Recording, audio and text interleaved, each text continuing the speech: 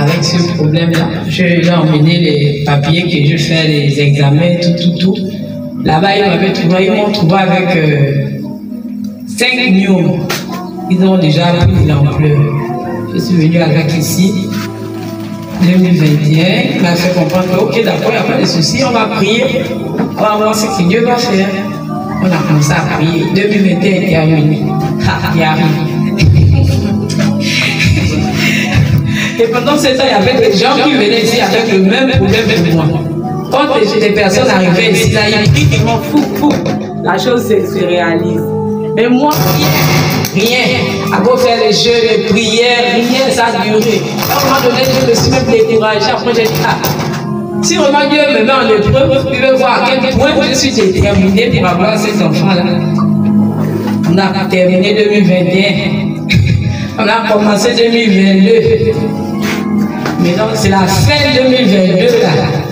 Mais moi, quand j'étais enceinte, je n'ai pas su que j'étais enceinte. J'ai su ça à 3 semaines. Quand je suis tombée enceinte, j'ai dit au prophète que, ah, voici, je suis enceinte. Ok. On est arrivé à 3 mois. Quand j'ai eu 3 mois, j'ai commencé les visites. La dame m'a demandé de faire une échographie.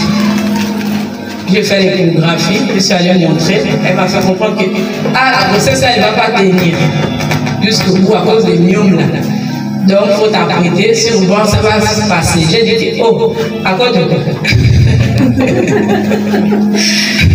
Alors, vous pensez que moi, je fais pour avoir ça. Depuis que je suis née, c'est la première fois que je tombe enceinte et vous me dites que ça va sortir à des myomes là. Par contre, ça, c'est pas simple. Je suis venu voir le prophète que, ah, voici, c'est comme à l'hôpital. On a prié, prié. Parce qu'elle m'avait dit, avant 7 mois, ça ne devait plus être là. On a prié, 4 mois, 5 mois, 6 mois, 7 mois. La grossesse est là. Ah, j'arrive là-bas, elle me regarde. Attends, tu pries? J'ai dit oui, j'ai prié. Elle dit, ah, gloire à Dieu, parce que toi là, on n'a jamais vu ça. 5 millions, ils sont déjà gros comme ça, là, et toi, ta grossesse encore là. J'ai dit que oui, ça c'est Dieu qui est là. Après, la grossesse est marchée, on a prié. Avant ça, même avant la grossesse, on a fait de ces jeûnes terribles. D'abord, je n'ai pas le corps. Donc, quand tu fais encore 3 jours sans manger, là, il faut me voir. S'il y a un grand vent là, fou, je ne sais pas. Le dernier jeûne qu'on a fait ici, c'était le jeûne éternellement éternel. 9 jours sans manger. Saint-Esprit. J'étais ici à l'église. 9 jours sans manger. Les 9 jours là, ça signifie les 9 mois de la grossesse. 9 jours sans manger. J'étais devenue comme ça. Mais Dieu merci, après ce jeûne-là, c'est là où j'ai eu la grossesse. Et pendant l'accouchement, j'ai eu c'est maintenant le temps est même passé. La date où je devais accoucher est passée. Je suis venu voir le prophète. La date qu'on m'a donnée est passée, ça me fait déjà 2 semaines. Elle m'a dit, tu veux quoi? Qu'on déclenche. J'ai dit oui, on déclenche. Le prophète a fait la prière. Le soir, ça a commencé. C'était fort. Nous sommes partis à l'hôpital. Arrivé à l'hôpital, on m'a gardé. J'étais à 1 doigt. Donc le corps n'arrivait pas à s'ouvrir.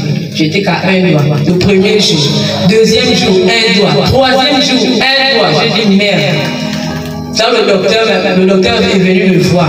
Il m'a dit, ah, là, on ne peut plus attendre parce que l'enfant n'est plus bien là-bas, donc on doit l'opérer. J'ai dit, il n'y a pas de souci. On m'a mené en salle d'opération, on m'a fait, et quand l'enfant est sorti, il est sorti gravement malade. Il a fait 2 semaines en néonat. Alors pourquoi je vais rendre gloire à Dieu pour ça?